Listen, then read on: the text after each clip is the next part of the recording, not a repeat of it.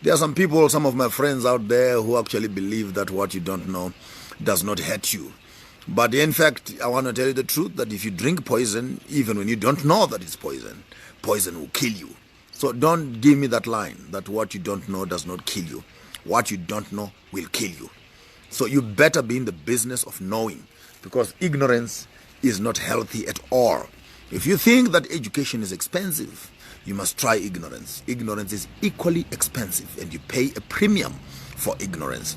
So let's share some basic common sense. Let's share some basic common sense so that even the young children can understand us. Education.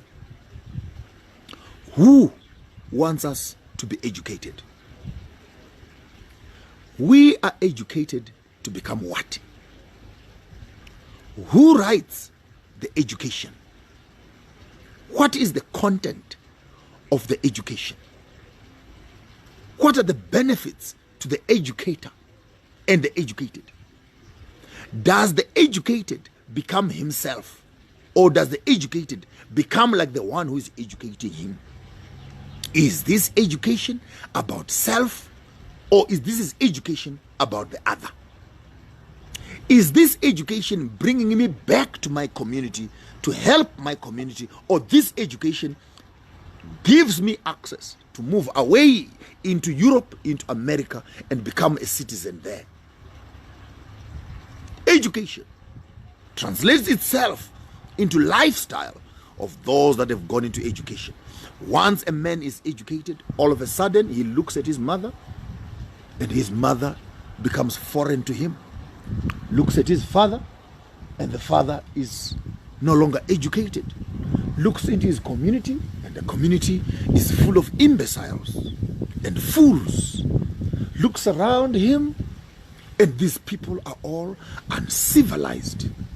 Why? Because he or she is educated. Now, when you are educated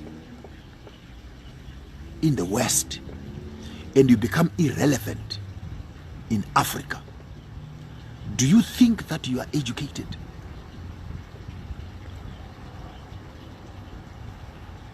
Something must be wrong in your head when your education makes it impossible for you to relate to your own mother.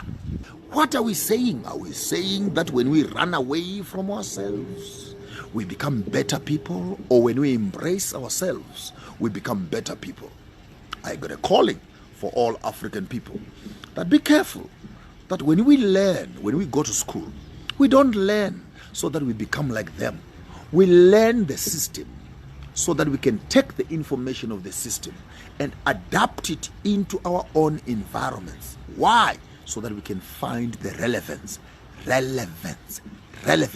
of that information. Now, when I look at my people right now, and we all of a sudden have been captured, fully captured, economically captured, artistically captured, religiously captured, politically captured, artistically captured, fashionically captured. You can hashtag me for that word. I think I'm the first one to use it. Fashionically captured. And in the midst of this entire capture, the African child is slowly migrating towards the West. I want to ask you a question.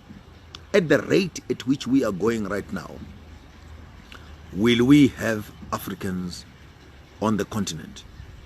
We will have black people in complexion, but the software in our heads will be fully corrupted. What's a shame to many of us is that we think that the more Western we look, the more acceptable we become. So we're constantly pushing ourselves, refusing to be black, and slowly and trying to become acceptable, trying to look like them, trying to speak like them, trying to work like them. No, I'm the only black person in that school. I'm the only black person in that neighborhood. I'm the only black person in that function. Only black person. For crying out loud, who cares if you're the only black person? Does it make you feel better that you are the only black person in a white environment?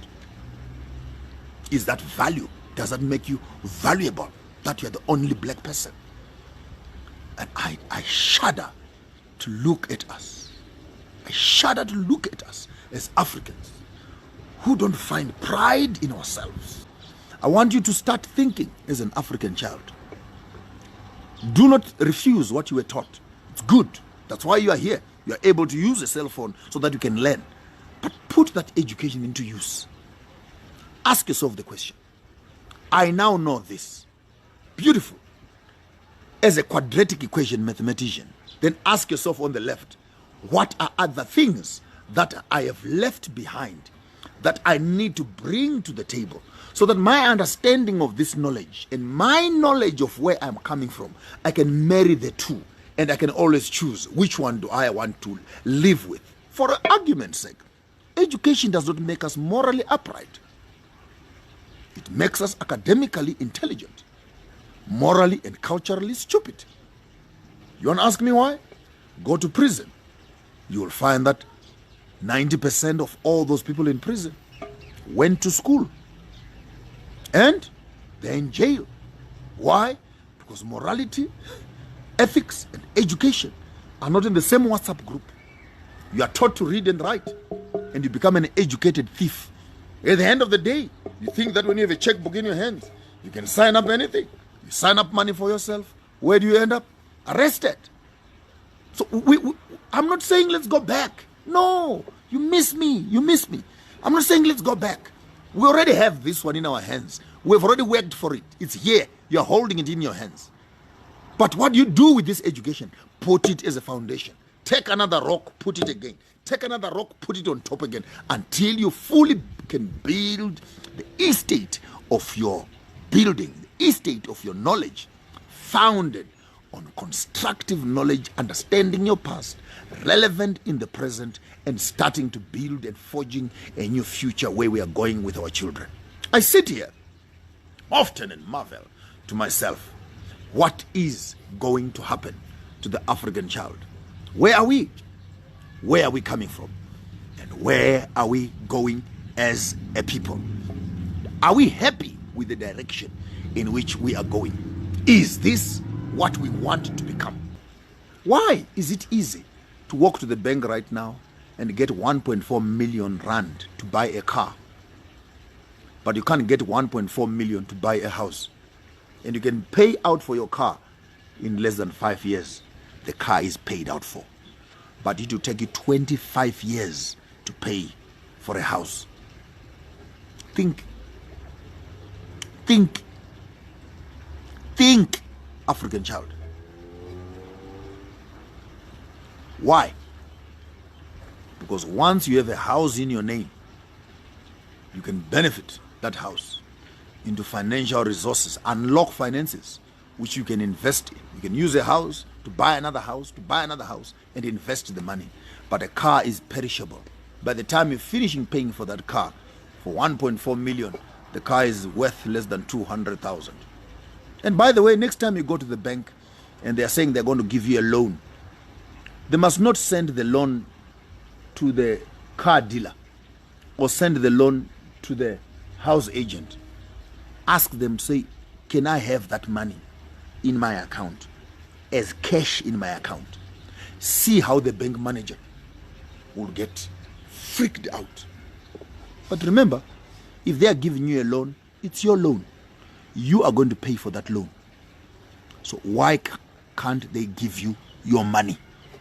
Because you are going to pay for it. You have signed here that I'm going to pay this money in 25 years. My salary slips are here that I will be able to pay for the money. Why can't you give me the money in my hands? No, they know their story. The money is from the bank to the other person. You remain paying the debts. And we don't want to see it at all. Because a black man should never put his hands on money. Look around the world today, 80 to 90% of all the black people who have loans and loans in the bank, they never held that money in their hands. You sign on a piece of paper, you are told that it is approved. But after it is approved, never think that you will see or touch that money.